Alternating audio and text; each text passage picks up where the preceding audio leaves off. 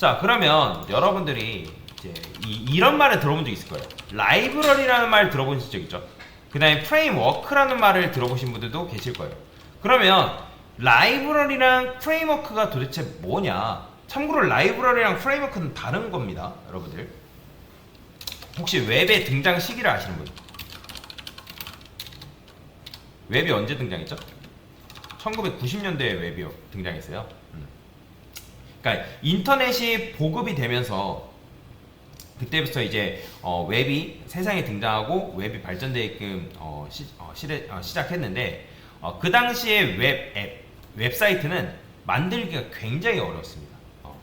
그러니까 즉 그냥 간단한 것들은 만들 수 있었는데 동적인 웹사이트 같은 경우는 만드는 게 굉장히 어려웠어요. 동적이다라는 건 뭐예요? 그러니까 웹사이트가 움직이고 막 뭐 기능들이 많고 뭐 그런 것들 있죠. 그런 것들이 만드는 게 어렵다?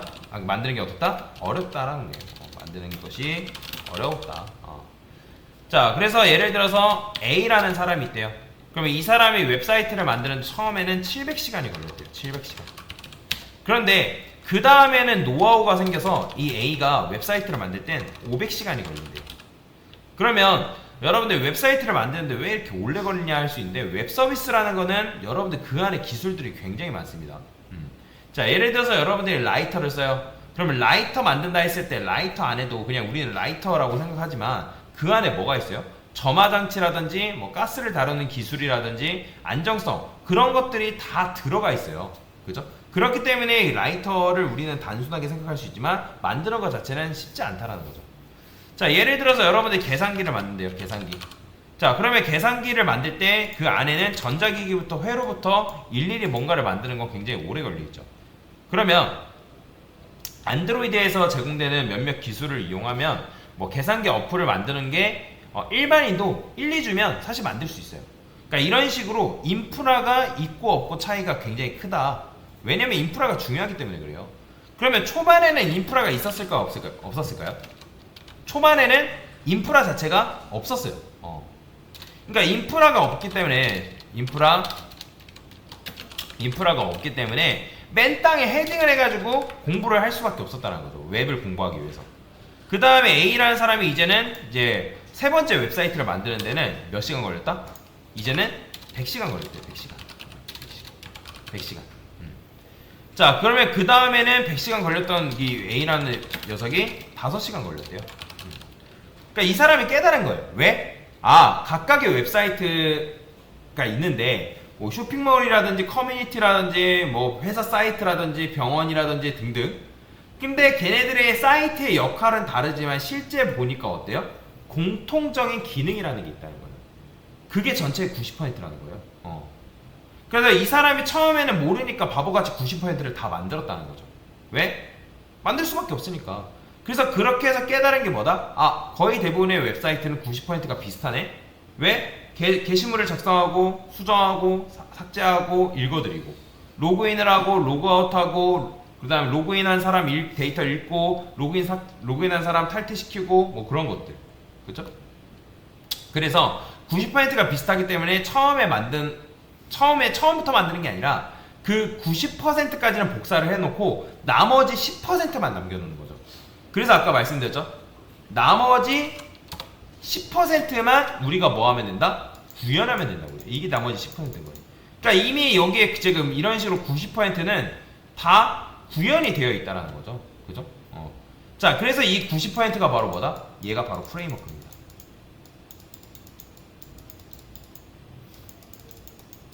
이걸 프레임워크라고 얘기하는 거예요. 그러면 라이브러리랑 프레임워크 차이가 뭘까요? 사실 라이브러리도 비슷해 보이긴 해요. 그죠? 그러니까 남들이 만들어 놓은 유용한 코드를 가져다 쓰는 거죠. 근데 프레임워크는 자유도하고 관련돼 있어요. 그게 뭐냐면 자, 프레임워크 같은 경우는 여러분들 가져와서 작업을 합니다. 빈칸 같은 것들이 있어요. 그러니까 웹사이트를 예를 들어서 장인이 만들었다 해봅시다. 그럼 웹사이트 100개를 만든 사람이 있을 거 아니에요. 그러면 그 사람이 만들 때 쓸데없는 코드들 만들까요? 안 만들까요? 당연히 필요 없어서 안 만들겠죠. 그러면 개발자는 이 프레임워크를 만드는 일일까요? 아니면 여기에 빈칸이 있는데 그 빈칸 요 부분을 채우는 일일까요? 바로 요 부분을 채우는 역할을 하는 게 바로 개발자예요. 개발이 편해진 게 바로 이런 이유 때문입니다. 그래서 여러분들이 웹사이트를 만들기 위해서 스프링부트를 선택한 순간 이미 프로그램은 완성되어 있어요. 그러니까 즉 이 빈칸을 채운다 했을 때 아무런 규칙 없이 채워야 될까요? 아니에요. 아까도 말씀드렸죠? 규칙이라는 게 존재한다. 룰이라는 게 존재합니다. 그 스프링부트를 사용하기 위한 룰. 그 룰에 맞게 문법을 작성해야지만 여러분들이 코드를 구현할 수가 있어요. 그러니까 웹 어플리케이션을 구현할 수 있어요.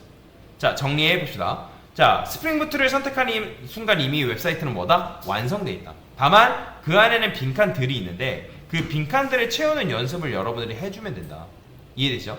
그래서 문맥에 맞게끔 코드를 작성하면 된다. 그래서 처음에는 여러분들이 스프링부트의 이 나머지 부분을 이해할 수가 없습니다. 이해 자체가 안 돼요. 그렇기 때문에 처음에 공부할 때 어떻게 공부하신다면 이 남은 부분들을 그냥 외우세요. 외우셔야 됩니다. 외워야지만 어쩔 수 없이 여러분들이 이게 학습이 될 수 있어요. 이해가 되시죠? 그러니까 처음에 외우는 게 나쁜 게 아니에요. 외웠을 때 좋은 점이 많습니다. 처음에는 제가 이제 뭐 컨트롤러는 어떻게 써야 됩니다. 뭐 알려드릴 거예요. 이런 식으로. 근데 이게 이렇게 제가 말씀을 드려도 왜 이게 이렇게 쓰는지 이해가 잘 안 될 겁니다. 그게 당연한 거고요. 여러분들이 운전을 한다 했을 때도 우리가 처음에 차를 어떻게 사용하는지 잘 모르잖아요. 근데 2, 3년 운전하다 보면 이 기능 왜 쓰고 저 기능 왜 쓰고 어떤 버튼 왜 누르고 할 수 있겠죠? 알 수 있잖아요. 그 다음 어떻게 해야지 연비를 줄일 수 있는지 그런 것도 알 수 있는 거잖아요. 그렇죠? 그런 것처럼 처음에는 외우는 방식으로 진행을 할 거예요. 이런 코드는 이렇게, 저런 코드는 이렇게 씁니다.